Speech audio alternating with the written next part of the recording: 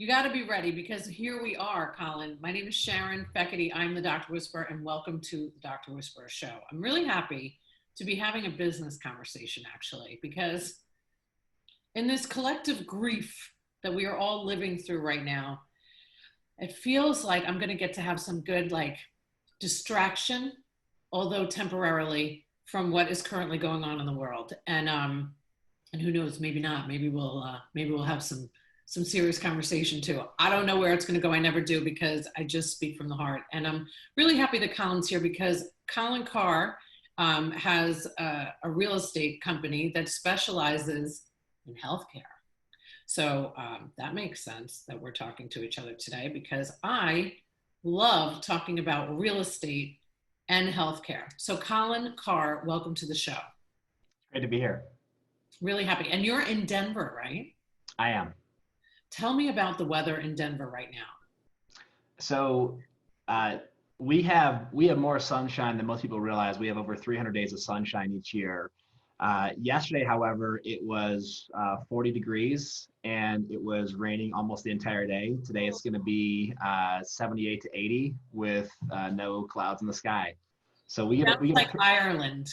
It's a pretty decent swing. It's not uncommon to get a random snowstorm in late May or even June, and then the next day it's 85 or 90. You never know what you're going to get here. My brother lived in Denver for a few years, many, many moons ago, and worked for FedEx. Didn't last long, but he loved living in Denver. He said that there's such a great culture. There's such a great kind of camaraderie, and people are quite happy. Yeah, I love Colorado. I've been here now for 19 years. I was in Michigan prior to that, grew up in northern Michigan in a little resort town on the water called Charlevoix, and love northern Michigan, love the Midwest, but Colorado's definitely home. Yeah, it's so beautiful. And I'm in Tampa Bay, so it's hot. It's hot every day. We're swimming in a humid bath today. It's lovely. So Colin, we had a nice little chat before we get started.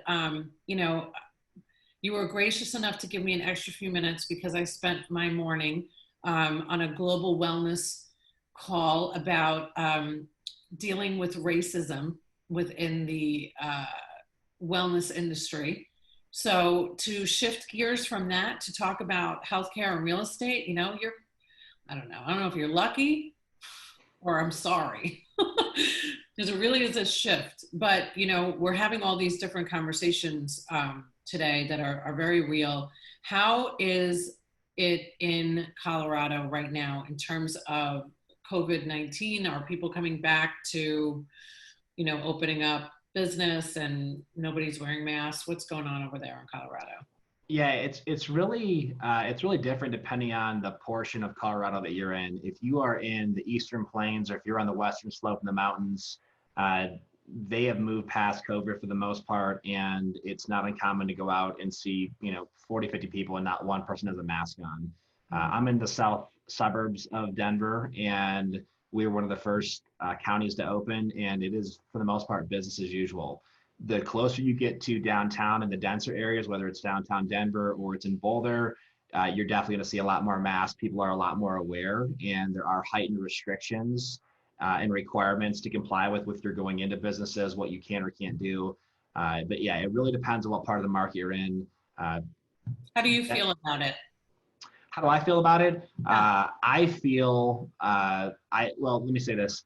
What we are dealing with as a company is the majority of healthcare providers that we're working with are really antsy to get back to business. There was a number of industries that were shut down. Obviously, there were the core businesses and core practices that stayed open.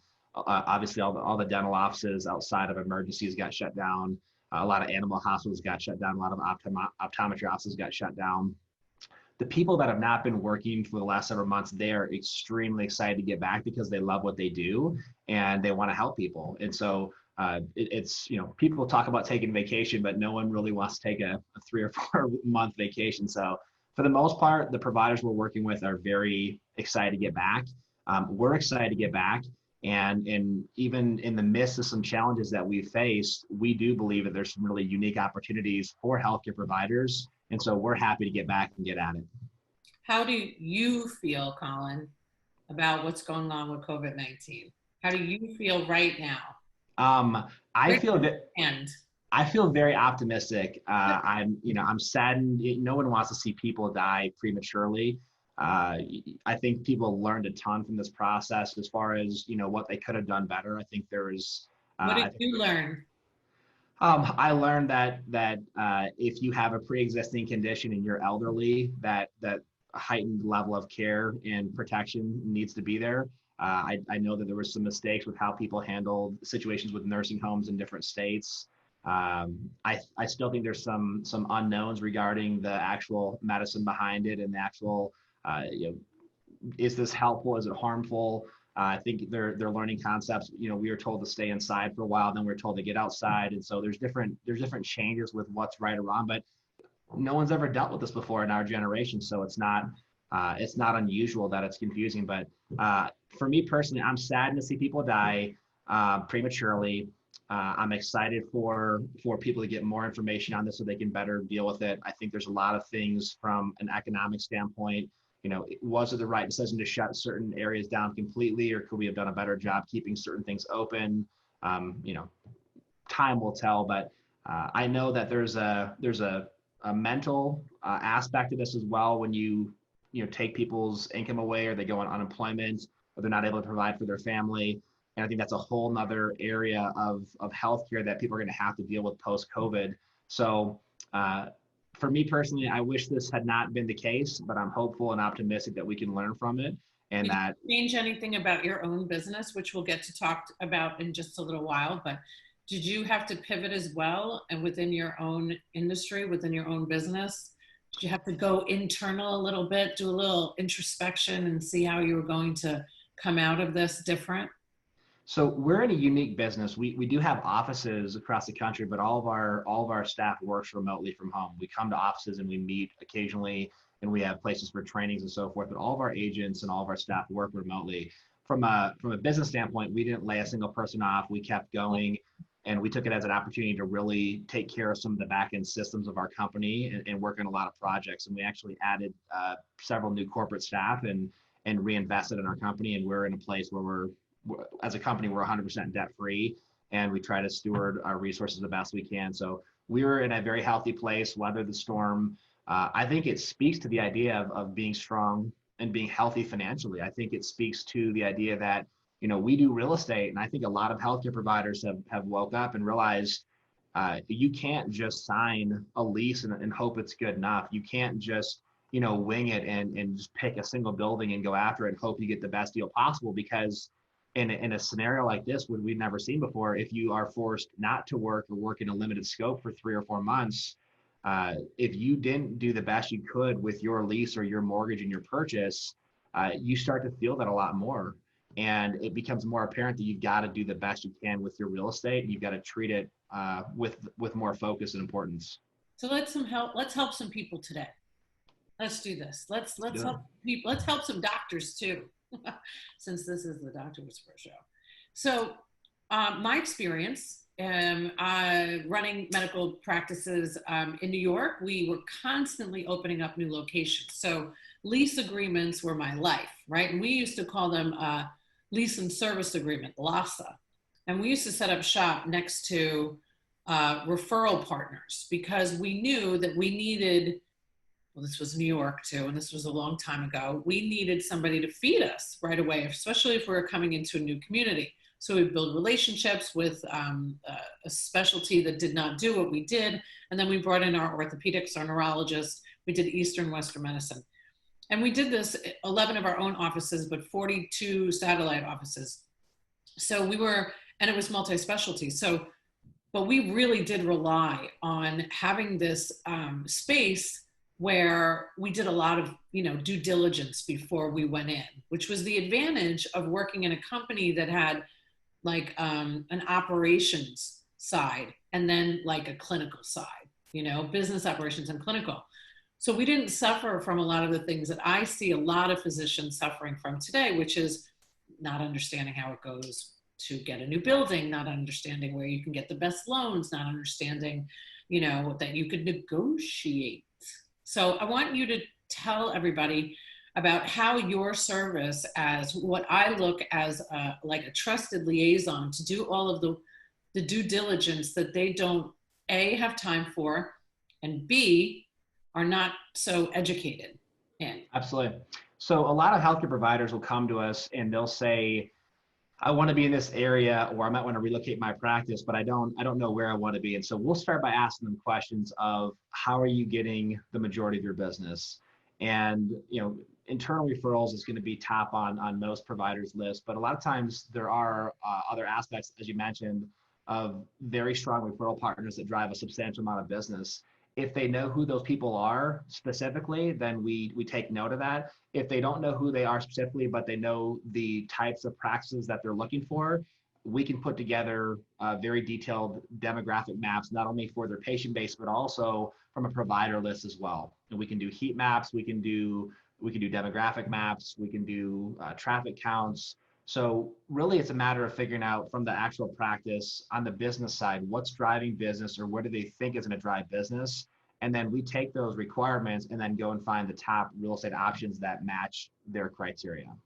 I love that because it's always been very important for me to be able to hand off whichever physician I might be working with at the time to somebody that I can rely on to do the best job, which means doing all of the due diligence first before setting up shop. So lots of mistakes that I have found, I'll just name a few. Moving into a space where you don't have referring partners, moving into a space that doesn't fit your demographic, whatever insurance companies you're involved in, or moving into an area, if you're a cash-based practice, that maybe don't believe that you ever should be there because you only accept cash, right? So it's very, very important to do that due diligence beforehand. Then there's like, nobody ever thinks about signage, which I find comical, right? Like, are you going to be able to have a sign? Is it a monument sign? Does it have to be on top of the building? All of those restrictions just don't seem to come naturally for them to think, and they're not supposed to, because like they went to med school and they're supposed to help heal our lives and not so much pick out a place with good signage. So what has that been like? I mean, what kind of value do the doctor, what's the feedback that you get from the physicians that you work with? So the feedback that we get is that we typically save them dozens of hours of their valuable time. We typically have an economic savings that can be tens of thousands to hundreds of thousands of dollars, depending on the size of the space, the term of the deal. It's not uncommon for us to save a healthcare provider several $100,000 on a new lease or even a lease renewal. And I mean, we have larger group practices we work with or multi-doctor practices that, we might save them $1 million or $2 million on a lease renewal. And a lot of times what happens is they sign a lease, for 5, 7, or 10 years. Almost every lease is going to have an annual increase in it. And typically that annual increase outpaces inflation. So you get this lease that it ratchets up every year, but the market maybe is down here. And so you've got to find a way to get that lease back to market. And then what most people don't realize as well is even on a lease renewal, the same concessions that are available for a new doctor or a new deal are available even on a lease renewal. Right. And most landlords love to tell existing tenants, we don't do free rent on lease renewals. We don't do tenant improvement allowance on lease renewals.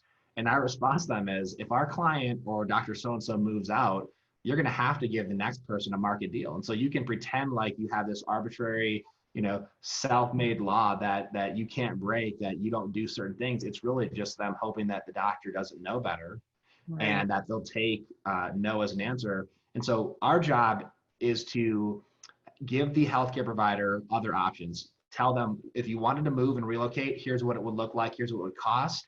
If you wanted to buy a building, here's what it would look like. And here's how the purchase compares to a lease.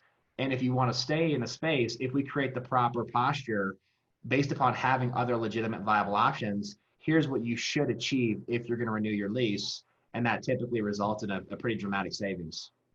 So one of my greatest claims to fame about negotiating a lease, I had a physician practice that a new landlord was coming in and he wanted us to sign a 5-year renewal lease, right?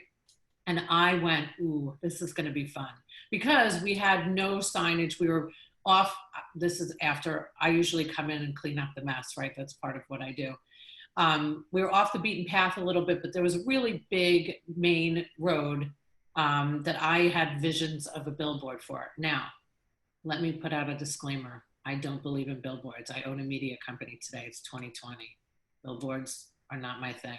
But back then, if I could get a free billboard on a very busy road that would typically cost about $16,000 a month for 3 months, and me then signing this 5-year lease, I would consider that. And so, just that whole ability to negotiate, which I just don't find is a great strength, not just even for the physicians, because sometimes you're probably dealing with the administrator or the manager who maybe, could have worked up front at the front desk before they became a manager and were never taught negotiating skills, correct? That's absolutely right. When we're dealing with the doctors themselves, I mean, these people maybe have done a lease or a purchase 1 or 2 times in their entire career, and they're going up against a landlord that negotiates professionally for a living, Yes. with the help of listing agents that negotiate professionally for a living. And then even if you get somebody who's strong with a solid business foundation or business acumen, it's still not their forte. It's not what they do every day. And in order to become really good at negotiating commercial real estate, you've got to know the market, number one, and then it's predicated upon having viable options that you've already negotiated. Like for instance, if you're going into a lease renewal scenario and the landlord approaches you and says, hey, your lease is coming up, and you ask the landlord, send me a proposal, you've already said you don't know what the market bears. There's no chance the landlord's going to send you a proposal that's going to be really favorable. Like people say, well, I don't want to negotiate against myself. Well, you've already started negotiating against yourself by saying that you don't know what you're doing and that you probably don't have a grip on the market by saying, give me a proposal. If you had already gone to the market and negotiated with 3 or 4 landlords and gone 3 or 4 rounds of negotiations, you would know exactly what it would take for you to want to stay in your current building, and you'd be submitting an offer based upon very specific terms. And it would be under the premise of, hey, I'm willing to consider a renewal, I'm willing to consider staying, but I've got 3 other options fully negotiated. And prior to me coming to you to even have this conversation, I did all my due diligence. And if I'm going to stay or even consider it, it's going to be at very specific terms. And then what you're telling them is, and by the way, you're going to treat me at least as good as you treat a brand new tenant. I've been in your building and paid you hundreds of thousands or millions of dollars in rent for the last 5, 10, 20 years. So don't pretend like you're going to treat me worse than a brand new person that's never paid you a dime. Because if I do move out, that's the situation you're going to be faced with. And again, we're not trying to be over the top or overly aggressive. We're just trying to say we're not going to get taken advantage of. Oh, I love you some over the top aggressive. I say do that. Colin, I was on the phone with one of my favorite physicians ever this morning, and we were talking about her landlord. We were talking about, what has gone, because this is New York City. We're talking about, leases that you can imagine how high they are. And this client in particular, who I adore, I had to get her in touch with one of my favorite healthcare attorneys that was on the show yesterday, because the landlord is, if they see any piece of weakness in you that they know that you don't know what they're doing, they're going to just jump on you. I mean, that is the reality. That is the truth. That's why you really have to let the professionals handle. If you are not good at negotiating, which I find very few are, I could say the same exact thing. I like to relate it to how I feel about when somebody comes in and interviews for a position. As soon as I get to that place where I go, what are you looking for? What do you mean, what am I looking for? Well, what are you looking for? How much money are you looking for? And I watch them get uncomfortable and they start moving around. And I know in my mind, I have them exactly where I want them because they didn't do their own due diligence to see what the market dictates. I'm already going to have that number. So no matter what number you throw out at me, I know what I'm going to offer you because of that. So let me ask you, Colin, what does it cost a physician to secure your services if, say, they were looking to move into a new building? So that is one of the best questions that we get asked. It's because most people don't understand how commercial real estate works. If you're a tenant or buyer, you should never be paying your real estate agent to represent you. Let's say that one more time, Colin.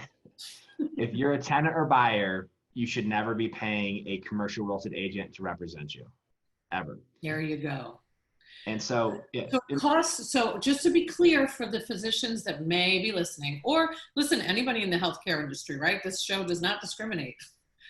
Um, and like, if you are going to buy, it would make no sense for me, right? I am a doctor, say, I just get out of med school. I decide I don't want to go into a hospital. I want to open up my own practice.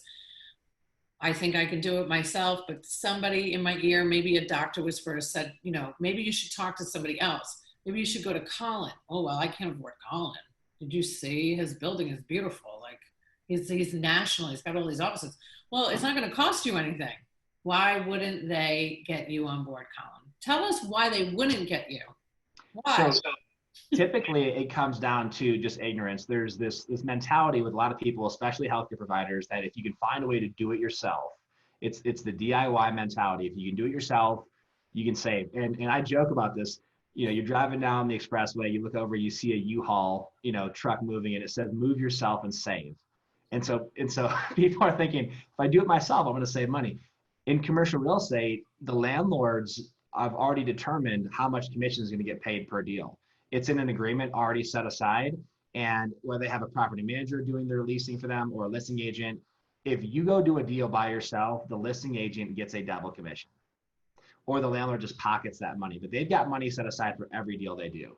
They would never tell a Charles Schwab or a Starbucks or Chipotle or any large national company, you know, that we don't work with brokers, we don't pay brokers. Those guys know that that's not true. Landlords don't even try to play that game. When it comes to healthcare providers, though, healthcare provider drives by a building, calls a sign, or maybe they get a brochure emailed to them, and they call the broker. They've already started the negotiation with them, and landlords love to tell healthcare providers, hey, if you don't use someone, I'll give you a better deal. What they're basically saying is, I'm gonna push you into the corner. I'm gonna take advantage of you to the tune of tens of thousands of dollars more than you should be paying, or maybe hundreds of thousands, and then I'm gonna make you think you got a good deal. That's what they're Right. saying. And you're going to think we're friends after this. Absolutely. And then they're going to talk about becoming a patient, and maybe they even become a patient, which is a phenomenal technique, by the way, to have you not push back and try to not make it uncomfortable. Like, I mean, we deal with literally hundreds of providers per year, and they call us, they say, I know I'm way above market. I know something's not right, but my landlord's a patient. And we'll tell them it's convenient for the landlord to be a patient because they're already coming to the building. But it's more convenient for them to spend a couple $100s with you per year to be able to overcharge you 15, 20,000 per year, because they're going to assume that you're going to be very uncomfortable pushing back. And that's why it makes sense to hire someone that's not you, who can handle the tougher conversations and Well, keep you out of that let's be process. real, Colin. Okay. We already know, well, I already know this for sure, doing this for over 20 years. And I love nothing more than working with my doctors, but they were not put on this earth to be confrontational. They were put on this earth to heal people. So if you are self-aware enough as a physician, as a healer, as somebody in the healthcare industry to know your weaknesses, you are 30,000 times ahead of the game in comparison to others.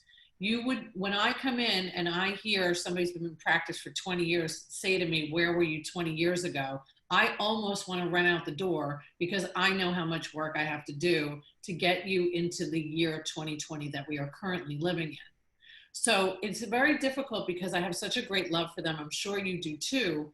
But it really is the mindset shift that you just because you were able to make it through medical school, which is something I could never do, nor would I want to do it. I'm scared to death of the sight of blood. We can help you take care of the business, and to have some, because I don't understand real estate, but man, I love me a good fight with a landlord.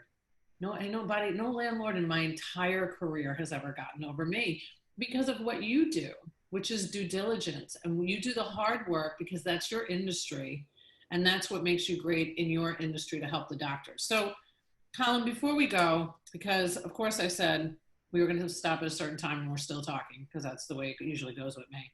Is there anything else that you want to tell the audience? Yeah, I would just tell them to make sure that you treat real estate with the respect that it deserves. It's typically the second or third highest expense behind payroll, sometimes behind equipment or technology or sundries, depending on the stage of your career, depending on the size of your practice. But if you're talking second or third highest expense, you can't afford to get an average lease. An average lease means you probably lost a couple $100,000. And people say, I don't know, how does it add up to that much money?